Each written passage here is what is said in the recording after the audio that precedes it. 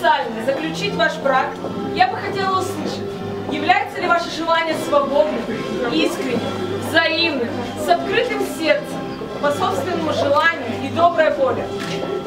Да. Жених? Да! Накануне Дня всех влюбленных в фойе главного корпуса Сыктывкарского университета расположился студенческий ЗАГС. Молодые пары поклялись быть вместе всегда, несмотря на все трудности сессии, будить друг друга на занятия и занимать место в очереди в столовую. Дорогие новобрачные, я прошу вас обменяться обручальными кольцами! Аналогом обручальных колец послужили красные ленточки, а вместо шампанского – лимонад дюшес. Студенческий ЗАГС в нашем университете проводится впервые, но это не помешало собрать достаточно большое количество влюбленных пар. Мы, получается, поженили 9 пар. Кто-то еще не решился, но уже посмотрел, поучаствовал. Возможно, в следующем году они придут к нам. Я надеюсь, что это станет доброй традицией.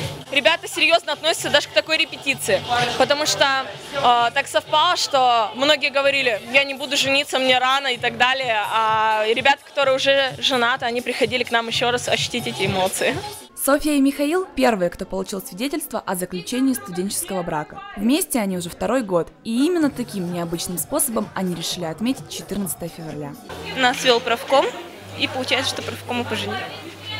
Какие у вас впечатления, ощущения после вот такого вот мероприятия? Ну, Соня волнуется, это видно. А у меня нормально, мне весело.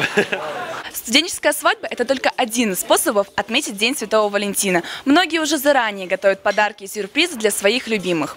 Однако не все студенты относятся к этому празднику одинаково. Как ты относишься к Дню Святого Валентина? Хорошо, да. Это хороший праздник, он должен быть. Влюбленные парочки имеют право на свой праздник. Крайне негативно. А почему? Потому что, вы знаете историю этого праздника? Святой Валентин, он венчал геев. Это все с Запада, оно все навеяно, оно мне нужно, вы понимаете? У нас курс на развитие, на централизацию России. У нас есть своя история. День Петра и Февронии, вот светлый праздник. Да, обычно нейтрально.